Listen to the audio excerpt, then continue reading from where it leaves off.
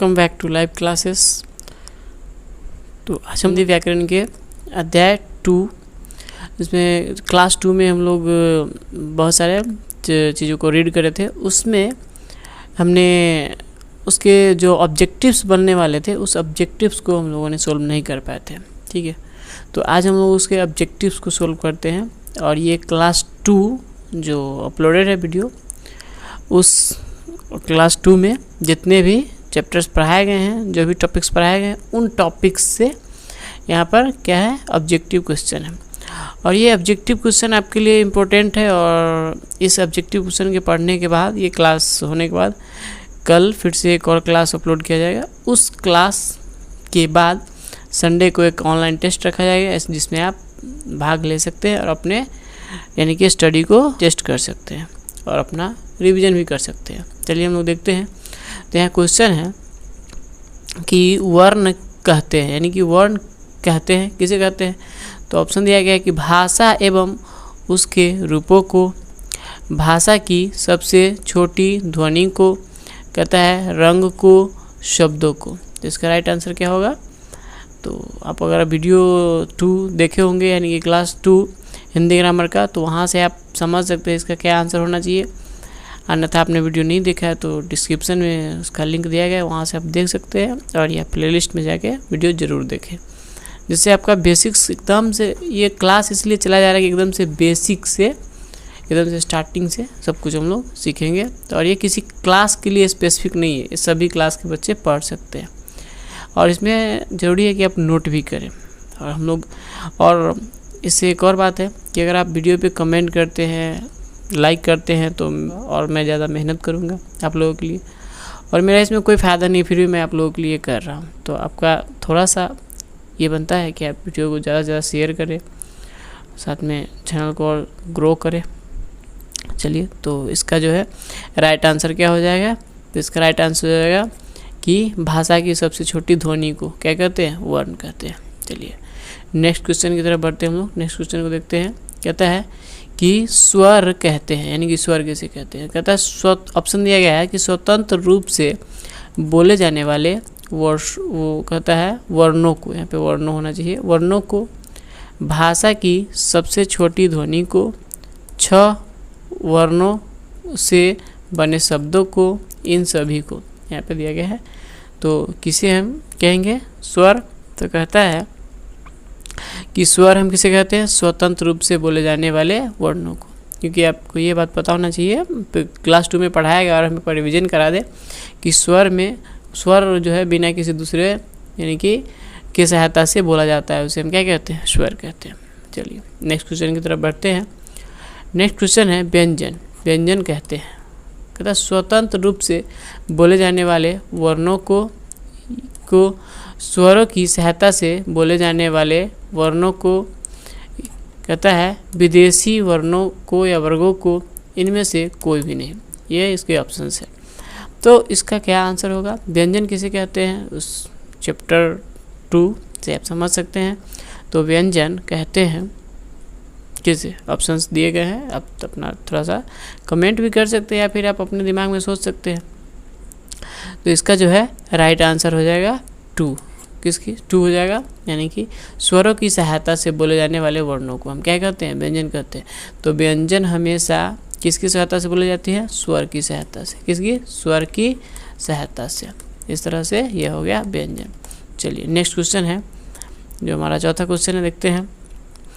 संयुक्त व्यंजन कितने प्रकार के होते हैं। संयुक्त व्यंजन कितने प्रकार के होते हैं, इसकी बात कर रहा है कि संयुक्त व्यंजन कितने प्रकार के होते हैं। ऑप्शन दिए गए हैं 2 प्रकार के, 3 प्रकार के, 4 प्रकार के, 5 प्रकार के।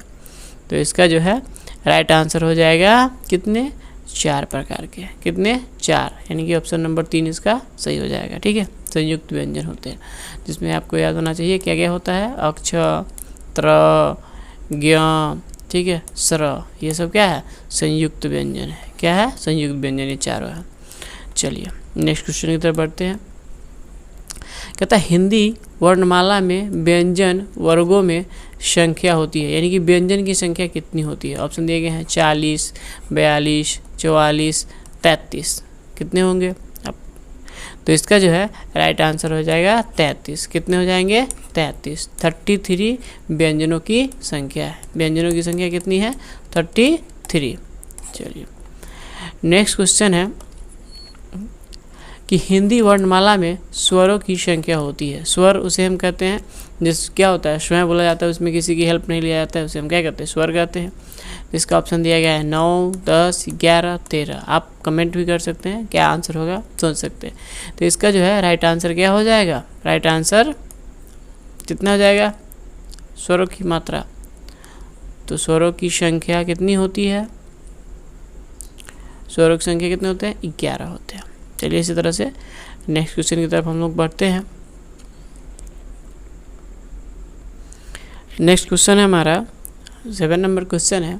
कहता है य, र, ल, व व्यंजन कहलाते हैं। ये व्यंजन के प्रकार हैं जिसमें से पूछे गए कि य, र, ल, व को कौन सा व्यंजन कहते हैं। यहाँ पे ऑप्शन दिया गया ऊष्म, अंतस्थ, अंतस्थ, अनुस्वार, अनुनासिक। तो इसका राइट आंसर क्या हो जाएगा?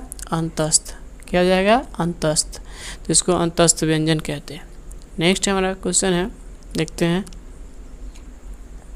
कि इनमें कौन सा अयोगवाह व्यंजन है। क्या?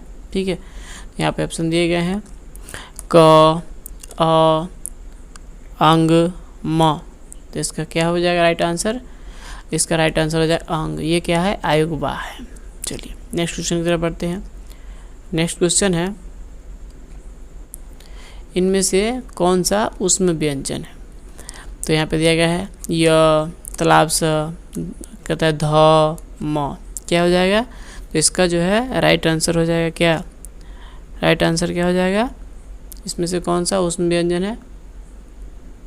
तो इसका राइट आंसर क्या होगा? इसका राइट आंसर क्या हो जाएगा? तालाब स। क्योंकि इसमें य, र, ल, व कौन सा है? अंतस्थ व्यंजन है। तो तालाब सा क्या हो जाएगा? ऊष्म व्यंजन हो जाएगा। चलिए नेक्स्ट क्वेश्चन की तरफ बढ़ते हैं। नेक्स्ट क्वेश्चन हमारा है कि विसर्ग का उच्चारण किस प्रकार होता है। किस प्रकार होता है? कहता है विसर्ग जो किसी यानी कि शब्द के बाद लगाया जाता है, जैसे लिखा होता है अतः, ऐसे इसे हम क्या कहते हैं? विसर्ग कहते हैं। इसका उच्चारण किस प्रकार होता है? तो कहता है क की भांति, ह की भांति, न की भांति, च की भांति। इसका क्या आंसर हो जाएगा? तो इसका राइट आंसर हो जाएगा ह की भांति। किसकी भांति होती है? ह की भांति।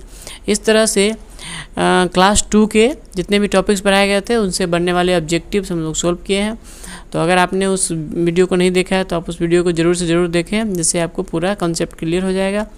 और जल्द ही क्या होगा? टेस्ट का अनाउंसमेंट किया जाएगा। और टेस्ट के दिन क्या होगा? एक छोटा सा शॉर्ट वीडियो डाला जाएगा 1 मिनट का, उसमें टेस्ट के लिए लिंक दिया जाएगा। वो लिंक कुछ देर के लिए क्या रहेगा? एक्टिवेट रहेगा। आप वहाँ से टेस्ट दे सकते हैं। और टेस्ट देने के लिए आप इस नंबर पे भी कांटेक्ट कर सकते हैं, ठीक है। और इस नंबर पे हर संडे के संडे अब टेस्ट प्रोवाइड किया जाएगा। और रिजल्ट आने में कोई दिक्कत नहीं है, ज़्यादा लेट भी आपको नहीं करना होगा, ठीक है। जल्द से जल्द आपको क्या करना है? अपना आंसर सबमिट करना है एक फिक्स टाइम में, ठीक है। उस टाइम का अनाउंसमेंट मैं बाद में कर दूँगा, संडे के दिन ही। और उसके बाद इस टेस्ट का रिजल्ट भी आ जाएगा क्विकली, ठीक है। चलिए तब तक के लिए थैंक यू। और मिलते हैं हम लोग नेक्स्ट वीडियो में, जो होगा हमारा तीसरा क्लास।